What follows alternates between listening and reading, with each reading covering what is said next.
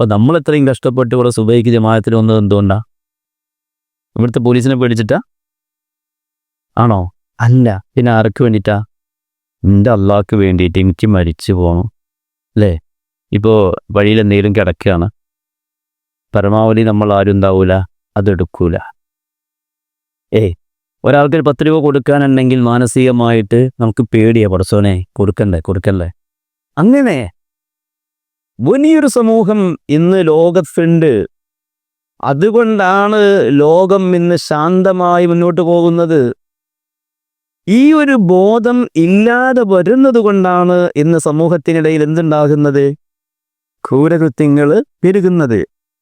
ഒരു കാലത്ത് ഈ ആത്മഹത്യയെക്കുറിച്ചുള്ള പഠനം നടത്തിയപ്പോൾ ഏറ്റവും കുറവുള്ള പ്രദേശം ജില്ല കേരളത്തിൽ മലപ്പുറമായിരുന്നു. കേട്ടുന്നോ? എന്താ കാരണം?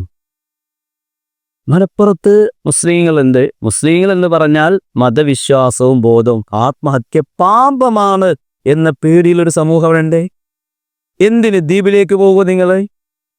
ദ്വീപിനെ കുറിച്ച് പറയുന്നത് കുറ്റകൃത്യങ്ങൾ കുറവുള്ള, പോലീസ് സ്റ്റേഷൻ തന്നെ ഇല്ല എന്നോ ഉണ്ടെങ്കിൽ തന്നെ പ്രവർത്തനങ്ങളില്ലാത്ത, ആത്മഹത്യകളില്ലാത്ത സമാധാനമുള്ള നാട്. അവിടേക്കിപ്പോൾ മദ്യം കയറ്റി അവിടെ മദ്യപാനികളാക്കി കലുഷിതമാക്കാൻ വേണ്ടിയുള്ള ശ്രമങ്ങൾ ഗവൺമെൻറ് നടത്തുന്നുണ്ട്. അപ്പോൾ നമ്മൾ മനസ്സിലാക്കേണ്ട കാര്യം, ഈ ഒരു ചിന്ത, ഒരു ലോകമുണ്ട്, അതേതാണ്? പരലോകം. അവിടെ നാം ആരെ വേദനിപ്പിച്ചിട്ടുണ്ടെങ്കിലും, ഏതുവരെ കൊമ്പുള്ള ആട് ഇവിടെ വെച്ചൊരു മറ്റൊരാടിനെ കുത്തിയാൽ നാളെ പരലോകത്ത് വെച്ച് ആ ആടിന് കൊമ്പ് കൊടുത്ത് ഈ ആടിനെ തിരിച്ച് കുത്തിച്ച് നീതി നടത്തുന്നൊരു ലോകം. കളവ് പറയാൻ പറ്റാത്ത വിധം നാവിനെ ബന്ധിച്ച് വായക്ക് സീല് വെക്കുന്ന, കൈകാലുകൾ സംസാരിക്കുന്ന ഒരു നീതിയുടെ ലോകം വരാനുണ്ട്. നമ്മൾ എവിടെ പോയി ഒളിച്ചു ചെയ്താലും, എത്ര രഹസ്യമായി ചെയ്താലും, നമ്മൾ ഇരുട്ടിൻ്റെ മറ പിടിച്ചാലും, ചുമരിൻ്റെ മറ പിടിച്ചാലും, വാഹനത്തിൻ്റെ മറ പിടിച്ചാലും, എവിടെയൊക്കെ പോയി ചെയ്താലും അതൊക്കെ കൃത്യമായി രേഖപ്പെടുത്തി നാളെ വിചാരണ ചെയ്യുന്നൊരു ലോകമുണ്ട്. അതാണ് പരലോകം. അങ്ങനെ ലോകം ആവശ്യമല്ലേ? നിങ്ങൾ പറയും. അങ്ങനെ ലോകമല്ലായിരുന്നെങ്കിൽ ഇപ്പോൾ നമ്മളൊക്കെ ആരാ? ചിലപ്പോൾ നമ്മളായിരിക്കും ഏറ്റവും വലിയ ഹിറ്റ്ലറും അബൂജാഹിലൊക്കെ. നിങ്ങൾ ആലോചിച്ച് നോക്കി, ഇപ്പം നമ്മളിരിക്കുന്നതൊക്കെ അബൂബക്കർ സിദ്ദീഖുമാരായിട്ട് ഇരിക്കാനുള്ള കാരണം എന്താണ്? റസൂലുള്ളാഹി സ്വല്ലല്ലാഹു അലൈഹി വസല്ലമ തങ്ങളുടെ കാലത്ത് അബൂബക്കർ തങ്ങളെ ഉദാഹരിക്കാം, അബൂജാഹിലിനെ ഉദാഹരിക്കാം. രണ്ടുപേരും ഒരു നാട്ടുകാരാണ്. എന്താണ് ഇവർക്കിടയിൽ വ്യത്യാസം ഉണ്ടാകാനുള്ള കാരണം? ഒരാളെ കൽബിലേക്ക് എന്ത് കയറി? പരലോകം കയറി. അത് ഈമാൻ കയറി. പരലോകത്തെക്കുറിച്ചുള്ള ചിന്ത വന്നു. മാലിക് യൗമിദ്ദീൻ മുത്തുനബി പഠിപ്പിച്ചു കൊടുത്തു. അത് സിദ്ദീഖ് തങ്ങളെ കൽബകം കയറി. ക്രൂരൻ എന്ന് ചരിത്രം വിശേഷിപ്പിച്ചിരുന്ന ആളാ. കുട്ടികളൊക്കെ ഇങ്ങനെ വാശി പിടിച്ചാൽ തള്ളാര് പറയത്ര ഉമർ വരുന്നുണ്ട്. അതോടുകൂടി ഏതു കുട്ടിയും ശാന്തമായിരുന്ന, അത്രമേൽ നാട്ടിൽ ക്രൂരതയുടെ പര്യായമായി വരെ അറിയപ്പെട്ടിരുന്ന ഉമർ എന്ന് പറയുന്ന മനുഷ്യന്റെ കൽബിലെ മാലിക് യൗമിദ്ദീൻ അത് കയറിയപ്പോഴാണ് മാറ്റം വന്നത്. ആലോചിച്ചോക്കി, അധികാരം ഏറ്റെടുത്തിട്ട് ഖലീഫായതിനു ശേഷം വീട്ടിൽ കുടുംബത്തോടൊപ്പം രാത്രി ഉറങ്ങിയിട്ടില്ല. അങ്ങനെ ഇറങ്ങി നടക്കും. തൻ്റെ പ്രജകൾക്കാർക്കെങ്കിലും എന്തെങ്കിലും വിഷമമുണ്ടോ നോക്കി പാതിരാവിൽ കിലോമീറ്ററുകളോളം സഞ്ചരിച്ച് പ്രജകളുടെ ക്ഷേമം അന്വേഷിച്ചിരുന്ന മഹാൻ. എന്തുകൊണ്ട്? നാളെ അള്ളാഹ് ചോദിക്കും, മാലിക് യൗമിദ്ദീൻ ഇവിടെന്നല്ല, നാളെ അള്ളാഹിന്റെ കോടതി വെച്ച് ചോദിക്കും, ഉമറേ, ഒരു പ്രദേശത്തിന്റെ, ഒരു രാജ്യത്തിന്റെ, ഒരു സമൂഹത്തിന്റെ അധികാരം ഏറ്റെടുത്തിട്ട് നീ എന്താ ചെയ്തെന്ന് ചോദിക്കൂലേ എന്ന് പേടിച്ചുറക്കം വരാതെ. പ്രിയമുള്ളവരെ, അധികാരം, ഒരു രാജ്യത്തിന്റെ അമീറായിട്ട് പോലും പാതിരാവിൽ ഇങ്ങനെ ഇറങ്ങി നടക്കാൻ ഉമർ തങ്ങളെ പ്രേരിപ്പിച്ചത് അതെന്തായിരുന്നു? മാലിക് യൗമിദ്ദീനായിരുന്നു. നമ്മുടെ കൽബിലാ ചിന്ത വേണം. നമ്മുടെ തലമുറക്ക് ആ ചിന്ത കൊടുക്കണം. അത് കൊടുക്കാതെ എന്ത് കൊടുത്തിട്ടും കാര്യമില്ല. എന്ത് വിദ്യാഭ്യാസം കൊടുത്തിട്ടും എന്ത് സൗകര്യം കൊടുത്തിട്ടും കാര്യമില്ല. മാലിക് യൗമിദ്ദീൻ ഉണ്ടാവണം. കൈകെട്ടി നിന്നിട്ട് അള്ളാഹിനോട്, അള്ളാഹുവിൻ്റെ മുമ്പിൽ പറയാണ് മാലിക് യൗമിദ്ദീൻ, പ്രതിഫല നാളിൻ്റെ ഒരു ഉടമസ്ഥനുണ്ട്. അങ്ങനത്തെ അള്ളാഹുവിൻ്റെ നാമം കൊണ്ട് ഞാൻ തുടങ്ങുക. ആലോചിച്ചോക്കി, ആ ഒരു ചിന്ത അള്ളാഹു നമുക്ക് തരട്ടെ. തന്ന നമ്മളൊക്കെ വിജയിച്ചു മുമ്പിനിങ്ങനെ ഇത് കിട്ടണം. അങ്ങനെ ഒരു ആത്മീയ ബോധത്തിലേക്ക് സമൂഹം വളരണം. എങ്കിലേ വീടും നാടും സമൂഹവും ശാന്തമാവുകയുള്ളൂ, സമാധാനത്തോടെ ജീവിക്കുകയുള്ളൂ. ഇനി മാലിക് യൗമിദ്ദീൻ എന്ന് പറഞ്ഞാൽ എന്താ അർത്ഥം? പ്രതിഫല നാളിൻ്റെ ഉടമസ്ഥൻ. ഇതൊക്കെ അള്ളാഹുവിൻ്റെ വിശേഷണങ്ങൾ. അള്ളാഹിനെങ്ങനെ വാഴ്ത്തുകയാണ്. ആരെ വാഴ്ത്തുകയാണ്? അള്ളാഹുവിനിങ്ങനെ വാഴ്ത്തി പറഞ്ഞതിന് ശേഷം പിന്നെ നമ്മൾ പറയുന്നത് ഇയ്യാക നഅ്ബുദു വ ഇയ്യാക നസ്തഈൻ. ഒതേ, ഇയ്യാക നഅ്ബുദു നഅ്ബുദു അല്ല നഅ്ബുദു. ഇച്ചിരി പ്രയാസമുള്ള വാക്കാണത്. ഇയ്യാക നഅ്ബുദു വ ഇയ്യാക നസ്തഈൻ. എന്താണ് ഇതിൻ്റെ അർത്ഥം? ഇത്രയും നേരം അള്ളാഹുവിനെ വാഴ്ത്തിയിട്ട് പിന്നെ അള്ളാഹിനോട് ഒന്നും കൂടി താഴ്ന്ന് പറയാണ്, നിന്നെ മാത്രം ഞങ്ങൾ ആരാധിക്കുന്നു, നിന്നോട് മാത്രം ഞങ്ങൾ സഹായം തേടുന്നു. നമ്മൾ ആരെ ആരാധിക്കുന്നേ? നമ്മളൊരു മക്ബറയെ ആരാധിക്കുന്നില്ല, ഒരു വലിയനെ ആരാധിക്കുന്നില്ല, ഒരു ഷഹീദിനെയും ആരാധിക്കുന്നില്ല. ആരാധന നമ്മൾ അള്ളാഹ്ക്ക് മാത്രമേ ചെയ്യുന്നുള്ളൂ, അല്ലേ? പിന്നെ ഈ മഹാന്മാരുടെ അടുക്കൽ പോകുന്നത് അവരെ ആരാധിക്കാൻ പോണതല്ല. നമ്മൾ ആണോ? അല്ല, ആരാധന അള്ളാഹ്ക്ക് മാത്രം. അള്ളാഹിനോട് പറയാണ്, നിന്നെ മാത്രമാണ് കേട്ടോ ഞങ്ങൾ ആരാധിക്കുന്നത്. ആദ്യം അള്ളാഹിനെങ്ങനെ വാഴ്ത്തി. അള്ളാഹ്ക്ക് ഭയങ്കര ഇഷ്ടമാണത്. അള്ളാഹുവിനെ മഹത്വപ്പെടുത്തുന്ന ആർക്ക് ഇഷ്ടമാണ്? അള്ളാഹുവിന് ഇഷ്ടമാണ്. അപ്പൊ അള്ളാഹുവിനെ ഇഷ്ടപ്പെടുത്തിയിട്ട് പറയാണ്, വീണ്ടും നമ്മുടെ എളിമ പറയാണ്, ബ്രായിക്ക നിങ്ങൾ അങ്ങനെയാണ്, നിങ്ങൾ ഇങ്ങനെയെന്ന് പറയുമ്പോൾ കുറേ മഹത്വപ്പെടുത്തിയിട്ട് പറയാ, നിങ്ങളല്ലാതെ എനിക്ക് വേറെ ആരുമില്ല കേട്ടോ എന്നും കൂടെ പറയുമ്പോൾ സ്വാഭാവികമായിട്ടും എന്താ ഉണ്ടാകുക? പറയുന്ന ആളോട് ദേഷ്യം ഉണ്ടാകുക, ഇഷ്ടം ഉണ്ടാകുക? ഇഷ്ടം ഉണ്ടാകൂലേ? കരള് പറിച്ചു കൊടുക്കൂലേ? അല്ലേ? അങ്ങനെ പറയില്ലേ, കരള് പറിച്ചു കൊടുക്കൂലേ നമ്മള്? അപ്പോൾ ഇയ്യാക നഅ്ബുദു വ ഇയ്യാക നസ്തഈൻ, നിന്നെ മാത്രം ഞങ്ങൾ ആരാധിക്കുന്നു, നിന്നോട് മാത്രം ഞങ്ങൾ സഹായം തേടുന്നു, നീ അല്ലാതെ വേറെ ആളും സഹായിക്കാനില്ല. സഹായിച്ചായിട്ട് നടക്കൂല്ല. നടക്കുമോ? വലിയ കോടീശ്വരനായ മനുഷ്യൻ ഹോസ്പിറ്റലിൽ വെന്റിലേറ്ററിൽ കിടക്കുക, പുറത്ത് കോടികൾ കൊണ്ട് മക്കൾ നിൽക്കുകയാണ്, കഴിവുള്ള ഡോക്ടർമാർ അമേരിക്കയിൽ നിന്ന് വരെ ഇടപെടണം. ഇപ്പം അങ്ങനെയാണല്ലോ. എന്താ കാര്യം? നടക്കുമോ? നടക്കൂലല്ലോ. അള്ളാഹ്ക്ക് മാത്രമേ സഹായിക്കാൻ കഴിയൂ. എപ്പോഴാ ബോധമാണ്? ലോകത്തൊരാൾക്കും ഒരു മഹാനും സഹായിക്കാൻ കഴിയില്ല. ആര് തീരുമാനിച്ചാലല്ലാതെ. ആര് സഹായിക്കുകയാണെങ്കിലും അതിൻ്റെ പിന്നിൽ ആരുടെ കൈയുണ്ട്? അള്ളാഹുവിൻ്റെ നിയന്ത്രണമുണ്ട്. നമ്മൾ മനസ്സിലാക്കണം. അപ്പം അള്ളാഹിനോട് പറയാണ്, നിന്നെ മാത്രം ഞങ്ങൾ ആരാധിക്കുന്നു, നിന്നോട് മാത്രം ഞങ്ങൾ എന്ത് ചെയ്യുന്നു? സഹായം തേടുന്നു. ഇനി അടുത്ത്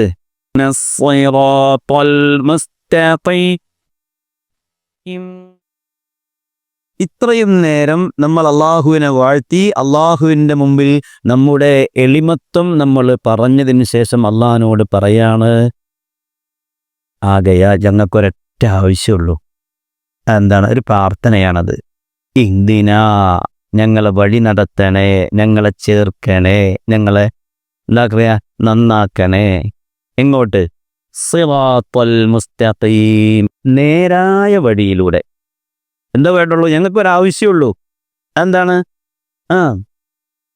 ഇഹ്ദിനസ് സിറാത്തൽ മുസ്തഖീം, നേരായ മാർഗത്തിലേക്ക് ഞങ്ങളെ ചേർക്കണേ, അല്ലെങ്കിൽ ഞങ്ങളെ വഴി നടത്തണേ.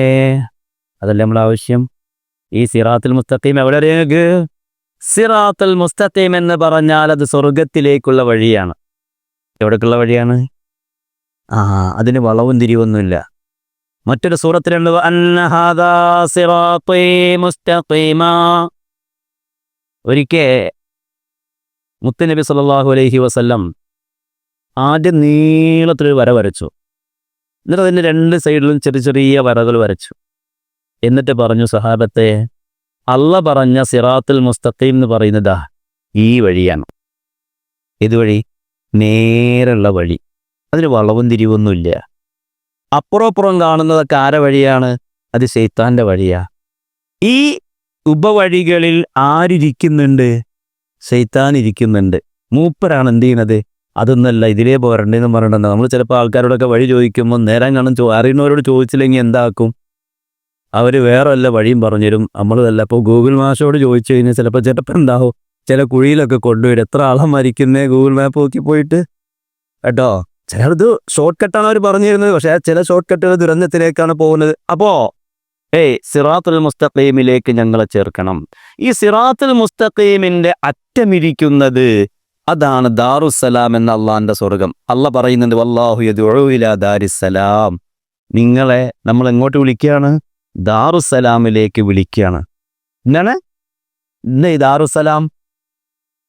അത് സ്വർഗത്തിന്റെ പേരാണ്. സ്വർഗത്തിലേക്ക് വിളിക്കുന്നു. അള്ളാഹു നമ്മളെ സ്വർഗത്തിലേക്ക് വിളിക്കുന്നു. അപ്പോൾ വിളിക്കുമ്പോൾ സ്വാഭാവികമായിട്ട് ഇപ്പോൾ നമ്മൾ കല്യാണ കത്തടിച്ചാൽ, കല്യാണത്തിന് ഫംഗ്ഷന് വേണ്ടി ആൾക്കാരെ വിളിക്കുമ്പോൾ അവിടെ എന്ത് ചെയ്യും? മടിയിൽ റൂട്ട് എഴുതൂല. എന്താ നിങ്ങൾ അന്തം വിട്ടിരിക്കണേ? നമുക്ക് ഉറക്കം വരുന്നുണ്ടോ? ഉറക്കം വരുന്നെങ്കിൽ പോയിക്കോട്ടെ, എനിക്ക് കുഴപ്പമൊന്നുമില്ല.